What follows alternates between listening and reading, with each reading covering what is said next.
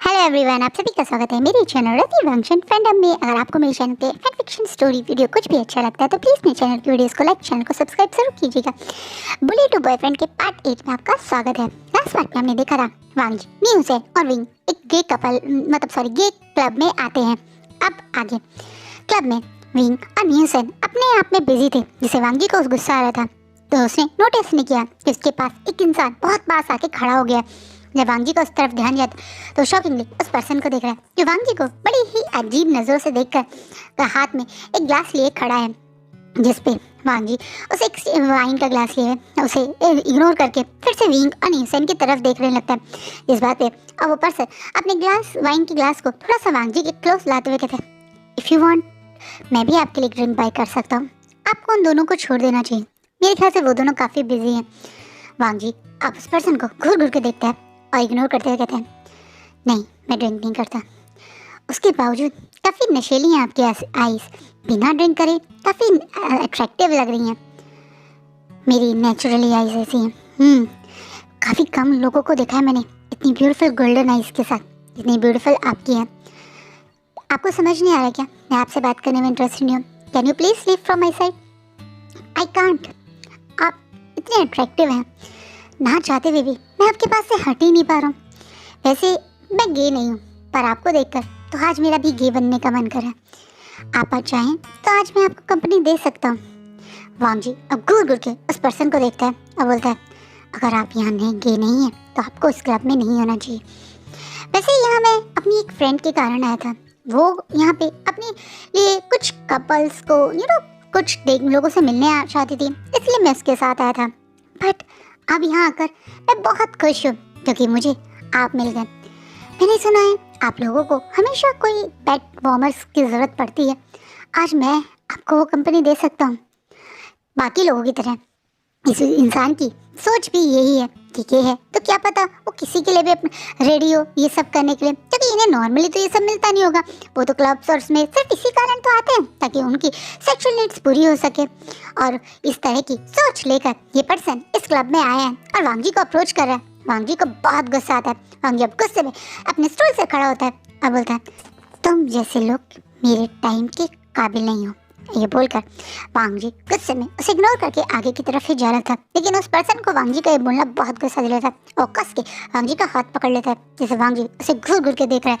Wing जो अब तक बाकी चीजें एंजॉय कर रहा था, अब उसका ध्यान भी वांग जी की तरफ जाता है, जिसको एक पर्सन शायद परेशान कर रहा है। इस गुस्से में विंग और न्यूसन उसी तरफ आ रहे थे। जो वो पर्सन आप वांग जी को इंसल्ट कर देता है, तुम गे शिट, तुम्हें क्या लगता है तुम मुझे इग्नोर कर दोगे? तुम हो क्या?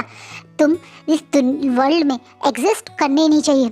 मैं तुम्हें चांस दे रहा था एक अच्छी तरीके से मेरे साथ टाइम स्पेंड करने का, लेकिन तुम मुझे एटीट्यूड दे रहे हो। अरे तुम जैसे लोग तो बने ही इस चीज़ के लिए, किसी के बेड के में भी अपने पैर खोलने के लिए रेडी रहते हो। तो अगर एक दिन मेरे लिए खोल लोगे तो क्या करोगे? ये बोलकर वो विंग के सामने वांग जी को गे शेट और गंदी गंदी तरीके से एड्रेस करने लगता है।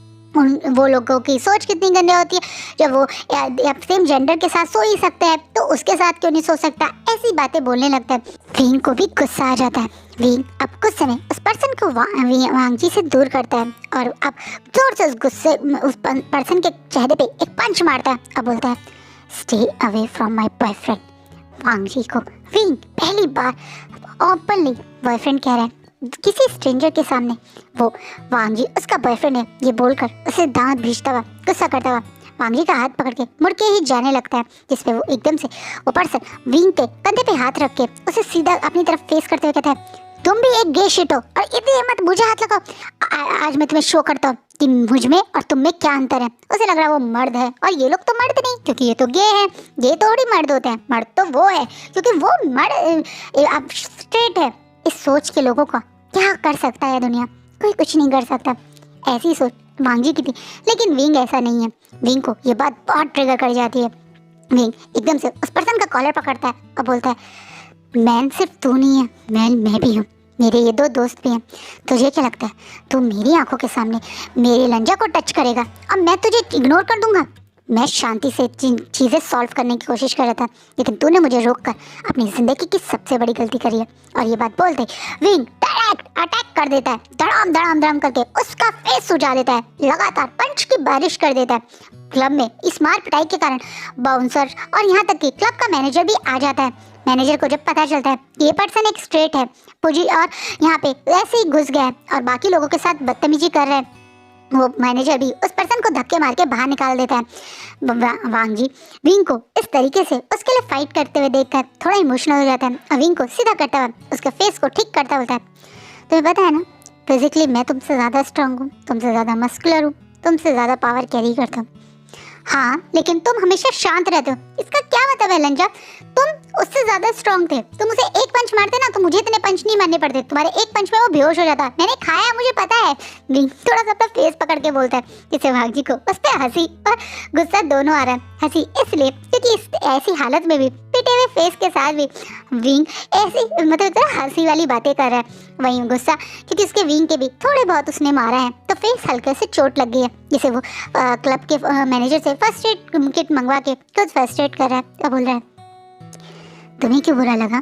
तुम तो गए नहीं हो, तुम्हें तो उस इंसान की तरह यही लगता था ना कि हम बीमारी हैं, हमारे साथ रह के तुम भी बीमार पड़ जाओगे और हम किसी और को परेशान कर देंगे। पर लंजा मैं तुम्हें उस तरीके से कभी टच नहीं करना चाहता था। विंग आज एक स्ट्रेट ने मुझे छेड़ा, आज स्ट्रेट ने मुझे ज़बरदस्ती अपने करने की कोशिश करी। तुम्हें क्या लगता है उससे मुझे दुनिया के सारे स्ट्रेट से नफरत करनी चाहिए? सारे वो लड़के जो गे नहीं हैं उनकी तरफ अपने मन में नफरत भर लेनी चाहिए? Do you think it's good wing? अचानक से विंग अब शॉकिंगली वांग जी की तरफ देख रहा है। नहीं, वांग जी विंग को जो समझाना चाहता है वो चीज़ें आराम से समझाते हुए बोलता है, विंग हम एक जैसा हर इंसान हो ये एक्सपेक्ट नहीं कर सकते। एक राक्षस है तो इसका मतलब ये नहीं कि दुनिया में सब राक्षस हो। एक घर में देवता और राक्षस दोनों भी हो सकते हैं। एक भाई हैवान हो सकता है तो दूसरा भाई एक सर्जन सीधा इंसान भी हो सकता है। जरूरी नहीं है आपको हर किसी को एक तराजू में तोलो। क्या पता आप जिस एक इंसान के कारण बाकी लोगों को गलत समझ रहे हो वो सारे निर्दोष हों, उनकी कोई गलती ना हो। वांग जी विंग को फर्स्ट एड कर रहे हैं पर विंग के हर एक फेस पे दवाई लगाते हुए वो बिना विंग की आंखों में देखे अपनी बातें बोल रहे हैं।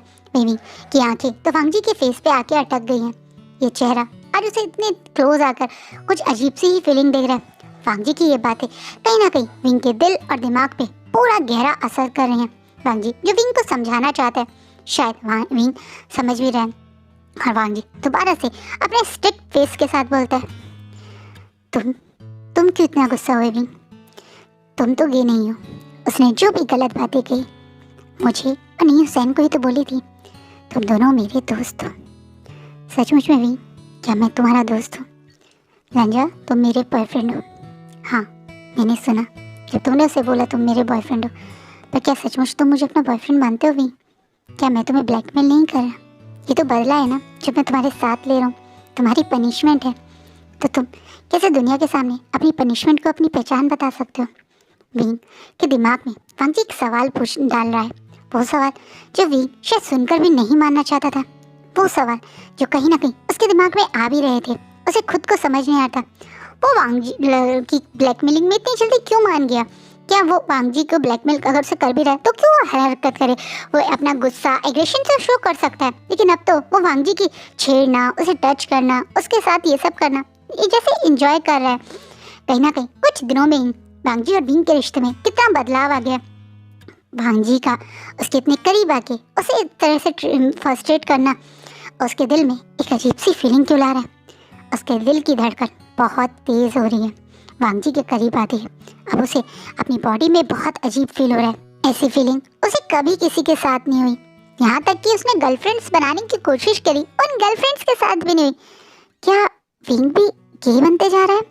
अचानक से विंग के दिमाग में जैसे ही ये बात आती है वो अपने सोच पे और अपने आप पे काबू नहीं कर पाता। वो एकदम से थोड़ा सा वांग जी से दूर होता है और बोलता है, तुम न्यू हुसैन के साथ आ जाना, मैं घर जा रहा हूँ बोल के वो वांग जी और न्यू हुसैन को उस क्लब में अकेला छोड़ के चुपचाप से निकल जाता है। वांग जी वहाँ विंग को जाते देखकर अपने चेहरे पे एक कनिंग सी, एक विक्ट्री सी स्माइल लेकर खड़ा है। और न्यू हुसैन एकदम से, ये वी ब्रदर कहाँ गए? क्या वो फिर से गुस्सा हो गए? अरे ये क्या कर दिया, कितना अच्छा हम एंजॉय कर रहे थे, क्या वी ब्रदर चाह रहे हैं? बल्कि वी ब्रदर और मेरे करीब आ रहे हैं, जिसे न्यूज़ है शॉकिंगली वांग जी की तरफ देखता है। हाँ कुछ नहीं, तुम अब यहाँ अभी एंजॉय करोगे या तुम्हें भी घर जाना है? चलो घर ही चलते हैं, वैसे भी इतने सारे नाटक के बाद यहाँ कौन सा कोई लोग रुके हैं, आधे लोग तो चले ही गए, हम भी चलते हैं बोल के न्यूसेन और वांग जी भी चले थे। पूरे रास्ते गाड़ी ड्राइव करते हुए वांग जी कितना खुश है, ये न्यूसेन भी नोटिस कर सकता है, जैसे एक्सप्रेशनलेस चेहरे पे कोई एक्सप्रेशन नहीं होते थे, आज उसका चेहरे पे कितनी खुशी है। ये देख के न्यूसेन बोलते क्या हुआ है वांग जी, तुम और वी ब्रदर तो लास्ट में गुस्सा कर रहे थे ना, कितने गुस्से में निकले थे वी ब्रदर, उनके गुस्से करने के बाद भी तुम इतने शांत और खुश क्यों? आज वो गुस्सा नहीं बल्कि आज वो कुछ और था। वांग जी गाड़ी के ब्रेक लगा देता है, जिस नीसन शॉकिंगली वांग जी को देखता है और वांग जी स्माइल करता हुआ नीसन को बाहर कि उसका घर आ गया का इशारा करता है, जिसे नीसन क्योंकि वो भी और वांग जी से बात करना चाहता था पर कर नहीं पाएगा, थोड़ा सा मुंह सड़ा के वहाँ से चला जाता है। वहीं वांग जी घर आके बहुत खुश है, वो जानता है विंग का गुस्सा नहीं बल्कि वो विंग का मन में आ रही उसकी नई फीलिंग है, विंग का उसके लिए लड़ना, सबके सामने उसे बॉयफ्रेंड बोलना, वांग जी को मतलब एक तरह से कॉम्प्लीमेंट करना, ये वांग जी को कॉम्प्लीमेंट करना, ये सब कुछ विंग की नई फीलिंग के लिए ही एक नया प्रोसेस है। वही विंग घर आके बहुत ज़्यादा परेशान है, वो यकीन नहीं कर पा रहा क्या वो गे बन गया, जिस इंसान मतलब लोगों से वो तब से नफरत करता आ रहा है वो खुद वो बन सकता है, उसके लिए एक्सेप्ट करना बहुत मुश्किल है। लेकिन ये कोई बीमारी नहीं है, ये कुछ ऐसा नहीं है जो गलत है, ये एक फीलिंग है जो कभी भी किसी के दिल में आ सकती है। कुछ लोग तो 40 की एज में फील करते हैं कि वो गे है, कुछ लोग शायद 16-17 साल की उम्र में ही अपनी फीलिंग समझ जाते हैं। समाज सराउंडिंग जो उन्हें फील करवाती है वो भी एक रीज़न होता है खुद की फीलिंग्स को एक्सेप्ट करना और ना करने में। कुछ लोग डर के बारे कभी एक्सेप्ट ही नहीं करना चाहते कि वो गे हैं, कुछ लोग लेट समझते हैं, कुछ लोग बहुत जल्दी, और कुछ विंग की तरह एक स्पेशल इंसान के साथ होने से वो कोई गे नहीं है, वो बस अपने लंजा से प्यार करने लगे। वो एक तरीके से सिर्फ लंजा को लिए ही अट्रैक्शन फील कर रहा है, आज से पहले वो कभी किसी लड़की के लिए अट्रैक्ट हो ही नहीं सकता था, शायद लंजा के अलावा वो कभी भी किसी लड़के को देखकर अट्रैक्शन नहीं फील करेगा। लेकिन लंजा कुछ अलग है, लंजा स्पेशल है, लंजा विंग की लाइफ में क्या बन गया है। विंग इन्हीं बातों को सोच रहा है, उसे यकीन हो गया कि वो किसी लड़के की तरफ अट्रैक्ट नहीं, वो सिर्फ लंजा की तरफ अट्रैक्ट है। वो आज से पहले कितनी सारी लड़कियों के साथ डेट गया, उसे कभी ये फीलिंग हुआ। वो अपनी फीलिंग्स को यकीन दिलाने के लिए लौटते हुए एक बहुत हैंडसम लड़के के पास से भी निकला, लेकिन फिर भी उसकी तरफ दोबारा मुड़ के देखने का उसका मन भी नहीं करा। पर लंजा जैसे हैंडसम पर्सन को देखकर उसे बहुत अजीब लगता है। शुरुआत से ही लंजा को देखकर उसे बहुत इंटीमेट सा फील होता है, यानी किसी को देखकर एक होता है उसके जैसा बनना, उसके थोड़ा क्लोज आने की कोशिश करना, उसका दोस्त बनने की कोशिश करना, ऐसी फीलिंग वांग जी को फर्स्ट डे से ही विंग ने दी थी। वो वांग जी नहीं था जो विंग की तरफ फर्स्ट डे में अट्रैक्शन हुआ था, वो विंग भी था जो वांग जी की तरफ फर्स्ट डे अट्रैक्ट हुआ था, उसका दोस्त बनना चाहता था। वांग जी का दोस्त बनने का विंग का बहुत मन था, इसलिए ही तो वो वांग जी के पास गया था। वांग जी की तरफ उसे फर्स्ट डे ही बहुत अट्रैक्शन फील हुई थी, उसे लगा था ये दोस्ती वाली अट्रैक्शन है, एक बड़ी वाली फीलिंग है। लेकिन जब उसे पता चलता है कि वांग जी गे है तो वो इस चीज़ से बहुत चिढ़ गया था और वांग जी को और ज़्यादा गुस्सा और नफरत करने के दिखाने लगा था। कहीं ना कहीं उन बातों को सोचते हुए विंग आज सो जाता है, लेकिन उस दिन के बाद वो वांग जी को एंगेजमेंट डे तक अवॉइड करने लगा था, क्योंकि वो अपनी फीलिंग्स से लेकर बहुत ज़्यादा डरा हुआ था। उसे यकीन नहीं होता कि वो और लंजा एक दूसरे की तरफ अट्रैक्ट हो रहे हैं। वहीं वांग जी विंग का इस तरीके से उसे अवॉइड करना बहुत ज़्यादा हर्ट कर रहा था। वो तो बहुत खुश था, क्लब के बाद वाली सिचुएशन के बाद तो उसे ऐसा लग रहा था जैसे उसका दिन बन गया हो भाई, उसे तो इतना मतलब खुशी थी कि उसका विंग भी उसके लिए फील करता है। लेकिन सडनली विंग का अवॉइड करना उसे थोड़ा हर्ट फील करवा रहा था। वो उस दिन से बहुत ज़्यादा शांत भी हो गया था। उसके गगा वापस आए जिनसे वो खुशी से मिला तो था, लेकिन खुशी थोड़ी कम हो गई थी। वो खुशी जो नी हुसैन ने उस कार में वांग जी के फेस पे देखी थी, वो हंसी वांग जी के फेस पे दोबारा नहीं दिखी, क्योंकि विंग ने उसे अवॉइड करना शुरू भी कर दिया। विंग को वांग जी ने ब्लैकमेलिंग वाले मैसेज भी किए, लेकिन विंग ने फिर भी कुछ नहीं किया। रीज़न साफ था, क्योंकि विंग भी जानता है वांग जी कभी उसकी सीजे का दिल नहीं दुखाएगा। कहीं ना कहीं वांग जी अब थोड़ा फ्रस्ट्रेट हो जाता है। आज एंगेजमेंट वाले दिन भी सब लोग आते हैं, चांग फैमिली और लैन फैमिली एक साथ हैं। बाकी सारे फैमिली गैदरिंग भी है, जिसमें मी फैमिली, मी मिंजे, मी हुसैन, यहाँ तक कि वैन रोहान अपने बच्चे वैनशु वैन चाओ के साथ वहाँ आए हैं। सब लोग वहाँ पार्टी कर रहे हैं और विंग आज भी वांग जी को अवॉइड कर रहा है, जिसे वांग जी अब कंट्रोल नहीं कर पाता। वो गुस्से में विंग का हाथ पकड़ के विंग को एक कोने में खींच के ले जाता है, जहाँ विंग वांग जी से गुस्से में अपना हाथ छुड़ाता है और बोलता है, वांग जी ये तुम क्या कर रहे हो? कितनी बार बोलूँ मैं तुम्हें लंजा? तुम मुझे अब लंजा बोलोगे? नहीं बोलूँगा मैं तुम्हें लंजा, और ना ही मुझे तुम्हारा ये बॉयफ्रेंड वाला खेल खेलना है। भूलो मत विभूषण, अभी इंगेजमेंट हुई है, शादी नहीं हुई है। तुम चाहो तो मैं ये एंगेजमेंट कैंसिल कर सकता हूँ। इसे भी अपने चेहरे पे एक विक्ट्री स्माइल रखता है और बोलता है, तुम तो कर सकते थे ना, मैं तो तुम्हें तब से अवॉइड करूँ, पर तुमने नहीं किया, क्योंकि मैं समझ चुका हूँ कि तुम भी ये एंगेजमेंट तोड़ के अपने गगा को अपसेट नहीं करना चाहते, तो तुम ऐसा नहीं करोगे। तुम्हें लगता है मैं ऐसा नहीं करूँगा? हाँ मुझे पता है, मैं तुम्हें समझ चुका हूँ लांगवांग जी। तुम ऊपर से मुझसे कितनी नफरत करते हो, मुझ पर कितना गुस्सा करने की कोशिश करो, पर अंदर से तुम मेरी केयर ही करते हो। अभी भी तुम एक गुड बॉय लांगवांग जी ही हो, भूलो मत। उस दिन मुझे कितनी चोट लगी थी, तुम तो शांति से मुझे पिटते हुए देख सकते थे, शांति से उन चोट को मेरे चेहरे पे देख सकते थे, पर तुमने मुझे फर्स्ट एड किया, जिससे साबित है कि तुम ये मुझसे गुस्सा करते हो, मुझसे बदला लेने वाला सिर्फ नाटक कर रहे हो। रियलिटी में ऐसा कुछ नहीं कर रहोगे। विंग जो एक तरीके से अपने मन में वांग जी से दूर रहकर अपने दिल को संभालना चाहता है, वो वांग जी को ऐसी बातें बोलकर मतलब विक्ट्री से स्माइल देकर वहाँ से निकल के जा ही रहा था, जैसे विंग को वांग जी अब गुस्से में पकड़ के वॉल पे पिन करता है और बोलता है, तुम मुझे चैलेंज कर रहे हो विंग? मैं तुम्हें सच बता रहा हूँ, जो तुम हो वो बता रहा हूँ। विभूषण, अगर तुम मुझे चैलेंज करो तो मैं अभी इसी वक्त इस शादी को तुम्हें तोड़ के दिखाता हूँ, इस एंगेजमेंट को यहीं ख़त्म करके दिखाता हूँ। और अगर तुम नहीं चाहते ऐसा हो तो तुम अब पहले की तरह तमीज़ से बिहेव करोगे, मुझे आज तुम किस करोगे। अगर आज तुमने मुझे किस नहीं किया विभूषण, तो सचमुच में मैं ये एंगेजमेंट तोड़ दूँगा। मैं तुम्हें 2 घंटे दे रहा हूँ, डिसाइड करो, मुझे किस करोगे, मेरे साथ कॉल्स को कभी अवॉइड नहीं करोगे और पहले की तरह मेरी बात मानना है, या फिर यहाँ से अपनी पूरी रिलेटिव्स के साथ में ये एंगेजमेंट टूटते हुए देखोगे। विंग जैसे श्योर था कि वो ऐसा कभी नहीं कर सकता, वो अपने चेहरे पे कनिक से विक्ट्री से स्माइल करके कहता है, अब तुम्हारी इन झूठी और खाली धमकियों पे मुझ पे कोई फर्क नहीं पड़ने वाला। और वांग जी को धक्का देकर वहाँ से बड़े शौक आराम से चला जाता है, अपने हाथ में एक कोल्ड के ग्लास को बड़े आराम से पीते हुए। वहीं वांग जी इस चीज़ से बहुत गुस्सा हो जाता है और वो गुस्से में जांगचैन की तरफ देखता है। जांगचैन समझ चुका था कुछ तो हुआ है, इसे वो मौका देखते ही अब जांगचैन के पास आता है। जांगचैन लांगवांग जी के पास जाता है, ये दोनों अब एक प्लान करते हैं और उस प्लान के हिसाब से अब लांगवांग जी सबको स्टेज के मेन स्टेज पे आके अपनी तरफ ध्यान देने के लिए कहते हैं, जिससे अचानक से विंग शॉकिंगली अब वांग जी की तरफ देखने लगता है। अब वांग जी स्टेज पे आ गया है और सबको देख रहा है, वहीं विंग शॉक में से वांग जी को देख रहा है। और आज का पार्ट यही रुकता है। सो गाइज, आपको क्या लगता है क्या होगा पार्टी में, वो मुझे कमेंट में ज़रूर बताना।